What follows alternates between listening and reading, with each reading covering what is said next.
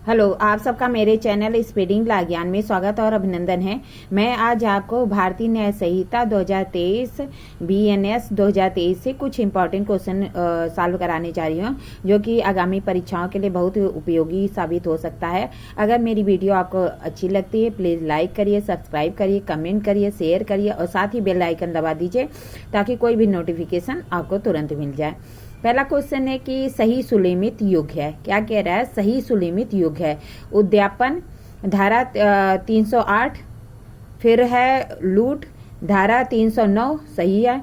डकैती धारा 310 सही है। कूट रचना धारा 336 सही है।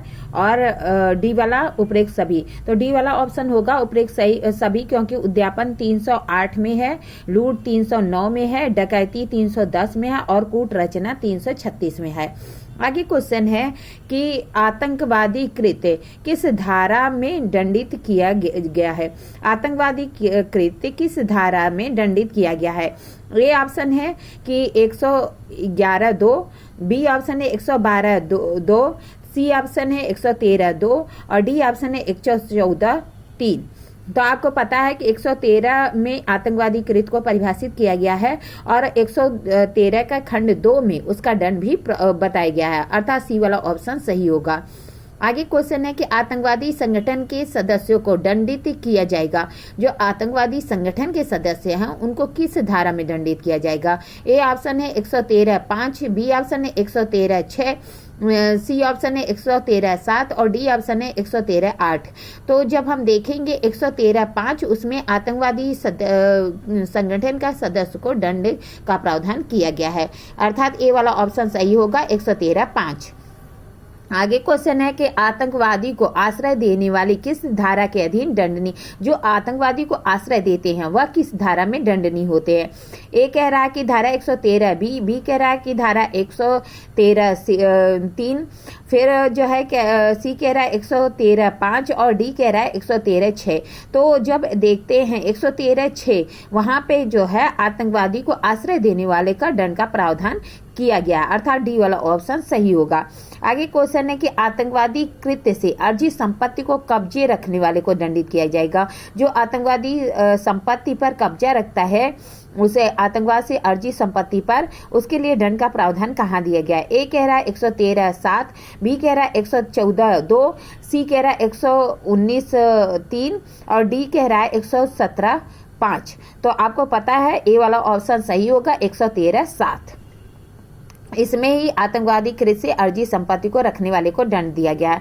फिर आगे क्वेश्चन है कि निम्न में से किसकी अधिकारिता जो अधिकतम सजा आजीवन कारावास है? कह रहा है कि निम्न में से किसकी जो है अधिकतम सजा आजीवन कारावास है? ए कह रहा है आतंकवादी कृत्य से अर्जित संपत्ति के कब्जे रखने वाले का, बी कह रहा है कि आतंकवादी संगठन का सदस्य होना, सी कह रहा है कि आतंकवादी कृत्य में सहायता देने वाला, डी कह रहा है आतंकवादियों को आश्रय देने वाला और डी ई कह रहा उपयुक्त सभी।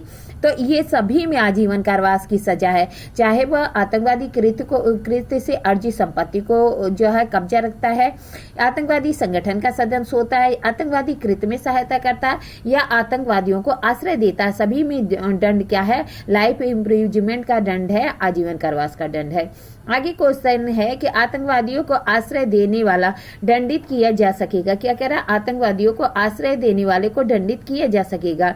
ए कह रहा है न्यूनतम 1 वर्ष का कारावास, बी कह रहा है न्यूनतम 2 वर्ष का कारावास, सी कह रहा है कि न्यूनतम 3 वर्ष का कारावास और डी कह रहा है न्यूनतम 5 वर्ष का कारावास।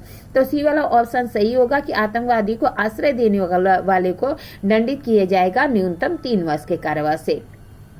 आगे क्वेश्चन है कि भारतीय न्याय संहिता में अपराध नहीं है। क्या कह रहा है? भारतीय न्याय संहिता में अपराध नहीं है।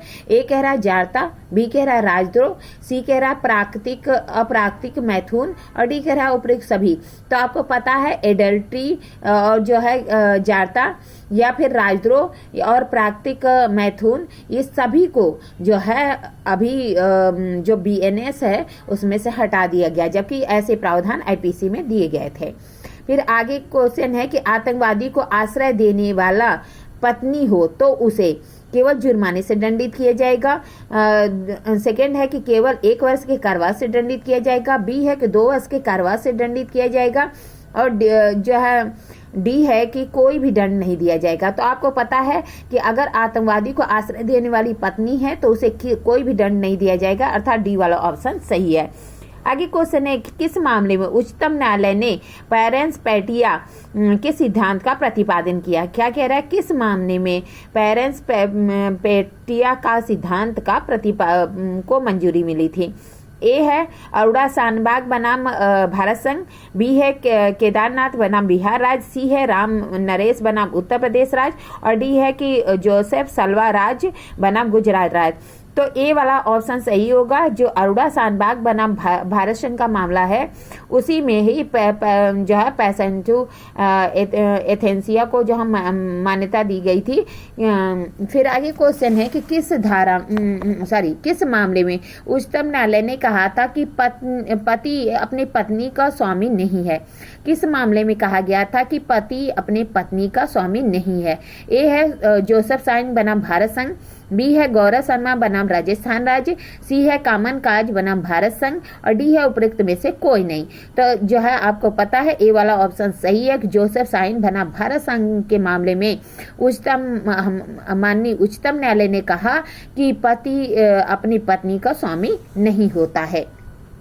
आगे क्वेश्चन है कि किस मामले में उच्चतम न्यायालय ने भारतीय दंड संहिता की धारा 377 को असंवैधानिक घोषित कर दिया। 377 को किस मामले में किस केस में असंवैधानिक घोषित कर दिया गया। ए कह रहा है कि नवतेज सिंह जौहर बनाम भारत संघ, बी कह रहा है कि ममता शैलेश चंद्र बनाम उत्तराखंड राज्य, सी कह रहा है केसी थिएटर बनाम कमला और डी कह रहा है कि कौशल किशोर बनाम उत्तराखंड राज्य। तो ए वाला ऑप्शन सही है कि नवतेज सिंह बनाम जो है नवतेज सिंह जौहर बनाम भारत संघ के मामले में जो उच्चतम न्यायालय उसने क्या किया कि धारा 377 अर्थात 377 को असंवैधानिक घोषित कर दिया। आगे क्वेश्चन है कि उच्चतम न्यायालय ने किस मामले में भारतीय दंड संहिता की धारा 124A राजद्रोह की समीक्षा की। क्या कह रहा है, किस मामले में उच्चतम न्यायालय ने जो है IPC की धारा 124A राजद्रोह की समीक्षा करी।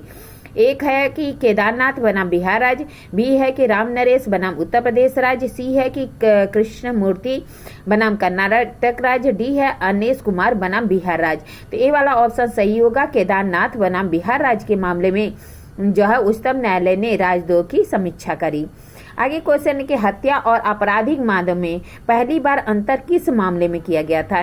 क्या कह रहा है, हत्या और आपराधिक जो मानव वध में पहली बार अंतर किस मामले में किया गया था। ए कह रहा आर बनाम गोविंदा, बी कह रहा आर बनाम पुनैया, सी कह रहा आंध्र प्रदेश बनाम पुनैया और डी कह रहा देव नारायण बनाम उत्तर प्रदेश राज्य। तो ए वाला ऑप्शन सही होगा, आर बनाम गोविंदा।